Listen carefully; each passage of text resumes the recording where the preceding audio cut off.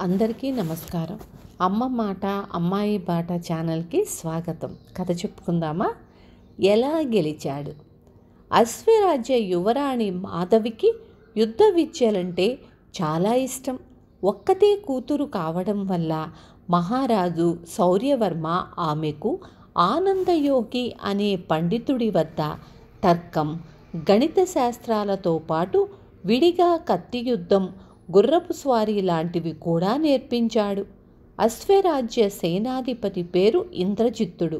అతడు ఏదో జబ్బుతో హఠాత్తుగా చనిపోవడంతో ఆ పదవికి తగిన వ్యక్తిని ఎన్నిక చెయ్యవలసిన అవసరం కలిగింది.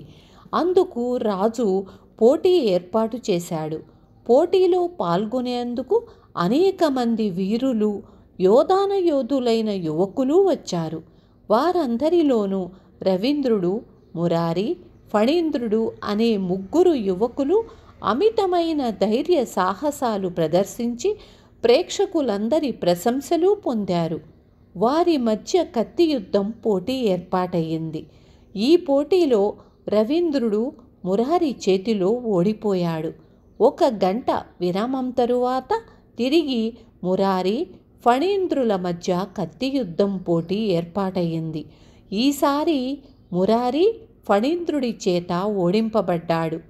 రాజు ప్రేక్షకులందరినీ ఉద్దేశించి, ఈరోజు పోటీలో రవీంద్రుడు, మురారి, ఫణీంద్రుడు తమ ప్రతిభను చక్కగా ప్రదర్శించారు.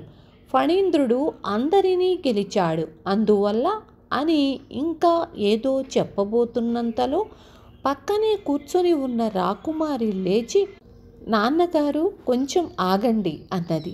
రాజుతో పాటు ప్రేక్షకులందరూ ఆమె కేసి ఆశ్చర్యంగా చూశారు. రాకుమారి మాధవి ప్రేక్షకులతో, మహారాజు గారు చెప్పినట్లు ఫణీంద్రుడు గొప్ప ప్రతిభావంతుడే, కానీ మురారి, రవీంద్రుడు కూడా అద్భుతమైన ప్రజ్ఞ ప్రదర్శించారు.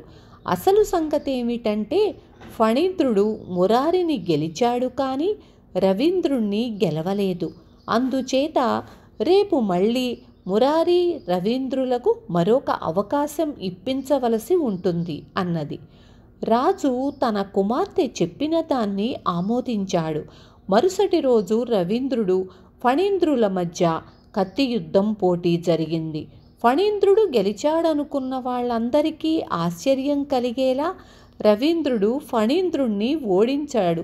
1 గంట విశ్రాంతి తరువాత మళ్ళీ రవీంద్రుడు, మురారిల మధ్య పోటీ జరిగింది. ఇందులో రవీంద్రుడు మురారిని ఓడించాడు. ఇది చూసి రాజుకు మతిపోయినంత పనయ్యింది.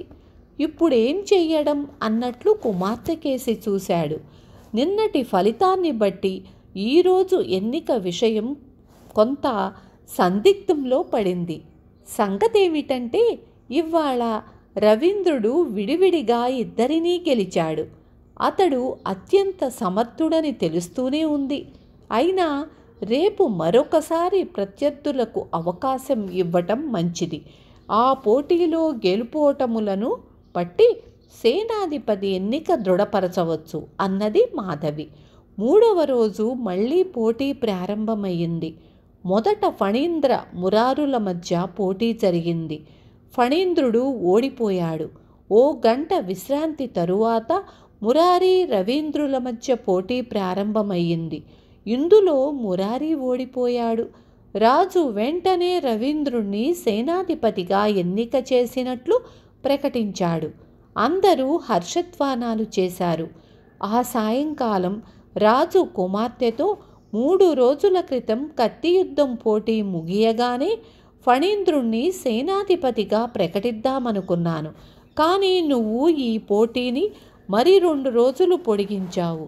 ఇందువల్ల రవీంద్రుడే ఉత్తమ వీరుడని తేలింది. అతను ఎలా గెలిచాడు? నీకు ఈ విధంగా పోటీని 3 సార్లు జరిపించాలన్న ఆలోచన ఎందుకు వచ్చింది అని అడిగింది. నాన్నగారు, మొదటి రోజు పోటీలు చూస్తున్నంతసేపు రవీంద్రుడిలో ఏదో ప్రత్యేకత ఉన్నట్లు తోచింది. కానీ నేను అనుకున్నట్లు కాకుండా అతడు కత్తి యుద్ధంలో ఓడిపోయాడు. మిగిలిన ఇద్దరి తరువాత అతడు తన శక్తిని ప్రదర్శించవలసి రావడంతో అలసిపోయి ఉండాలి. వెంటనే నాకు మా గురువు ఆనందయోగి జ్ఞాపకం వచ్చారు. ఆయన ఒక పరీక్షను బట్టి వ్యక్తి శక్తి సామర్థ్యాలను నిర్ణయించటం కంటే ఎక్కువ పరీక్షల ద్వారా అసలు సత్తా తెలుసుకోవడం సరియైన పద్ధతి అనేవారు. నేను అనుమానించినట్లే మర్నాడు రవీంద్రుడు మిగతా ఇద్దరినీ జయించగలిగాడు అన్నది మాధవి.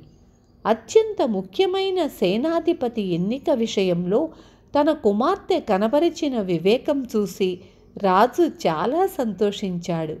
రవీంద్రుడు సేనాధిపతిగా ఎంతో పేరు ప్రఖ్యాతలు గడించాడు. విన్నారు కదా. రేపు మళ్ళీ ఇంకొక మంచి కథతో మీ ముందుకు వస్తాను.